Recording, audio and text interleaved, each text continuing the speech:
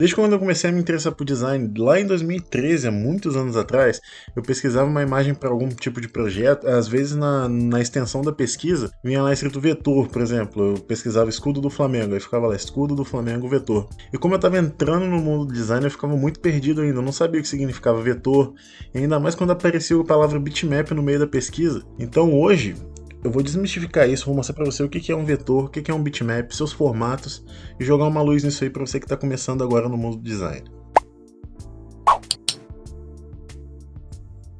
Fala galera, beleza? Meu nome é Leonardo Rabelo, espero que esteja tudo bem com cada um de vocês. E hoje a gente vai começar a nossa série do curso básico do design gráfico, onde eu vou sedimentar uma base para vocês poderem entrarem com o pé direito nesse mundo, beleza? Então já se inscreve no canal aí, deixa seu like, interage no vídeo de alguma maneira, que vai me ajudar bastante. Se possível, compartilhe o vídeo e me segue nas outras redes sociais também, tá tudo aqui o link na descrição do vídeo. E sem enrolar, vamos começar aqui. Primeiro de tudo, a gente tem que entender que vetor e bitmap nada mais são do que formatos de imagens, mas as suas aplicações ela varia de acordo com o trabalho ou o projeto que você está desenvolvendo. Então, dito isso, eu vou me ater aqui a explicar o que é cada um, o que é o bitmap, o que é o vetor. Vou te mostrar exemplos práticos dele aqui na tela e vou falar também um pouquinho sobre suas extensões, não me aprofundando muito, que isso aí fica para um vídeo mais à parte, tá beleza? Então vamos começar. Primeiro de tudo, a gente vai falar de vetor. Tecnicamente falando, o vetor é uma imagem que é composta por combinações geométricas que, por meio de pontos e segmentos de linha, geram uma imagem num plano bidimensional. Sendo assim, ocorre uma repetição desse padrão matemático, e assim a gente consegue ver a imagem que a gente está desenhando, ilustrando ou reproduzindo ali no programa, tá bom? Esses pontos e linhas que eu citei são os chamados pontos de âncora, e esses são os pontos que dão direção ao desenho, servindo como uma espécie de caminho para a curva, que por sua vez é chamada de curva de Bézier. Quando falamos em cálculos matemáticos, padrões geométricos, ponto de âncora, a primeiro momento pode parecer uma parada bem complicada mexer com vetor, só que na verdade quem faz esses cálculos, quem gera esse padrão matemático é tudo o software que a gente está fazendo. Nós como usuários ou como designers, seja lá como for que você quiser chamar, só vemos o padrão e o desenho sendo feito ali conforme a nossa vontade ou conforme a nossa técnica. Por exemplo, a gente tem aqui essa elipse. A primeiro momento você analisando essa imagem, a gente só vê o desenho ali representado. Só que se a gente olhar bem calmamente com a ferramenta específica, no caso que eu estou usando aqui é o CorelDRAW, a gente consegue observar claramente aqui os pontos de âncora, que são esses pontinhos aqui, e essa tal curva de Bézier em pleno uso. E se a gente pegar aqui esse desenho e aumentar, né, escalonar ele, não importa o tamanho que você coloque, ele não vai perder resolução nem qualidade, como você está vendo aqui.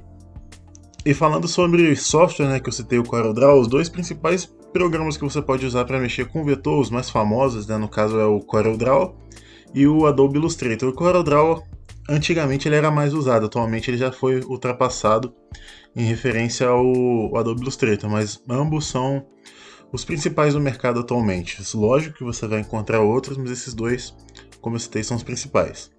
E vale citar também que tanto o CorelDRAW quanto o Illustrator eu vou fazer uma série de vídeos aqui dando uma noção básica para vocês, para essa série ficar bem completinha, beleza?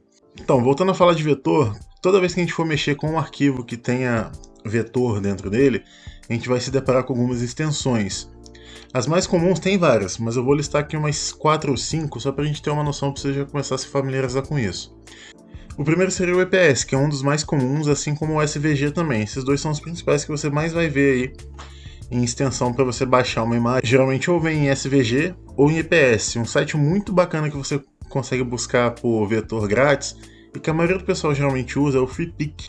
Muitos dos arquivos lá você vai encontrar ou em EPS ou em SVG, mas tem outros também, como PDF, que embora não seja específico para isso, também comporta o vetor.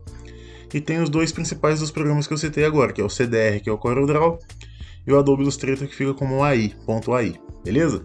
Mais pra frente aqui no canal a gente vai ter uma aula também que vai complementar essa sobre os formatos de vetor e os formatos de bitmap. E lá eu vou citar características muito mais detalhadas, como igual o PDF, ele é uma abreviação de um nome, lá eu vou citar também qual que é esse nome, mais detalhes.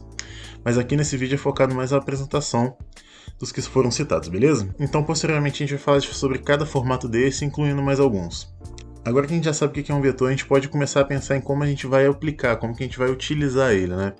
Os vetores geralmente são usados em produção de logotipos, desenhos, símbolos, ícones, layout de página, tipografia, ilustração técnica ou artística e por aí vai. O uso varia, mas geralmente sempre sendo usados nessas produções que tem um cunho mais de desenho, um cunho mais de ilustração, por assim dizer.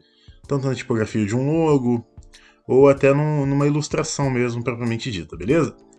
Então agora que a gente já entendeu o que são os vetores e suas aplicações, suas inserções e tudo mais, vamos pular aqui para o Photoshop para a gente conseguir ilustrar bem o que são bitmaps, beleza? Então vamos lá. Bitmaps ou mapa de bits é uma combinação ou uma composição, né, feita com um conjunto de pixels, nos quais cada um tem um código de cor específico, que somado ao que está do lado ali, isso falando de uma maneira bem ilustrativa, dão origem a uma imagem. Mas o que são pixels? Sabe quando você dá aquele zoom muito forte numa imagem? Geralmente no Photoshop isso fica mais evidente, como eu estou te mostrando. Cada quadradinho aí é um pixel.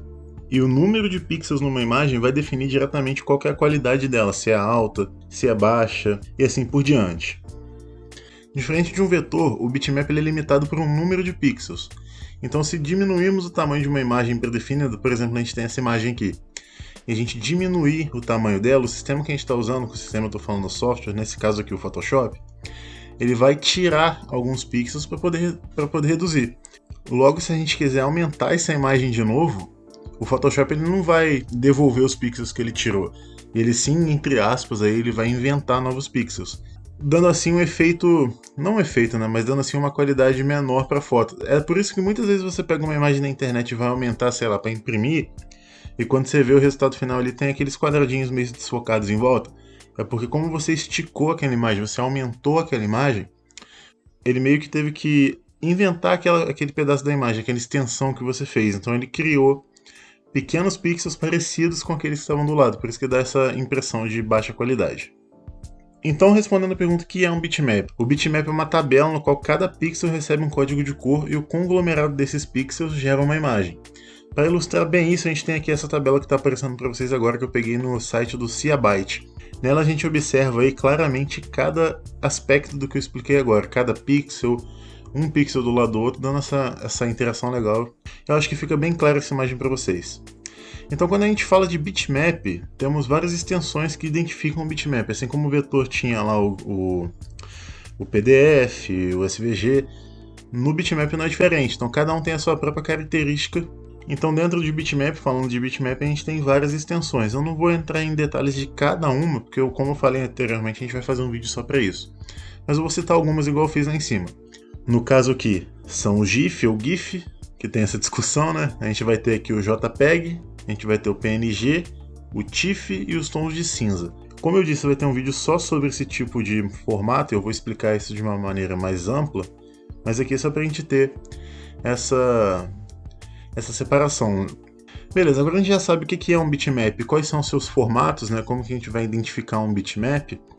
A gente fica com aquela pergunta lá de trás, quando que eu vou usar o bitmap? Quando que eu vou saber que é a hora correta de usar o bitmap? Normalmente o uso do bitmap ele é recomendado quando você tem a necessidade de transmitir muito realismo, ou quando você vai fazer uma impressão de foto, quando você vai passar uma complexidade maior de cor, quando você quer usar transparência, degradê, esse tipo de coisa. Lógico que isso não vai te limitar a isso, o uso dele pode ser para outras funções também, mas as principais são essas. E normalmente o software mais utilizado para você fazer a manipulação, a edição desses bitmaps, é justamente o que eu estou mostrando para vocês aqui agora, que é o Photoshop. Mas tem vários outros programas, tem o Canva, que é usado muito no celular, tem o próprio Lightroom, tem outros também. Mas dentre todos, o Photoshop é o que mais se destaca. Bom, galera, lembrando aqui que eu conto muito com o like de vocês, com a inscrição, é primordial isso. Já se inscreve no canal, não custa nada e pra mim faz uma diferença tremenda. Deixa no comentário aqui também uma crítica, uma sugestão ou uma avaliação, isso aí vai depender de você. Se possível, compartilhe o vídeo para que isso alcance mais pessoas, que eu consiga ajudar mais pessoas. E se eu ajudei vocês, considerem me ajudar também. Na descrição tem tudo certinho aqui para você entender. Me segue nas redes sociais que também vai estar tudo na descrição do vídeo aqui. E é isso, eu espero que vocês tenham gostado, eu espero que tenha ajudado vocês de coração mesmo. E se tiver alguma dúvida, pode falar aqui nos comentários, eu vou responder todo mundo assim que possível. Ou também, se vocês quiserem ir lá nas redes sociais também, lá me perguntar lá, pode ter certeza que vocês vão ter um ótimo retorno, beleza? Um abração a todos, eu espero que todos fiquem bem, fiquem com Deus, um abraço e até o próximo vídeo. Valeu, tamo junto!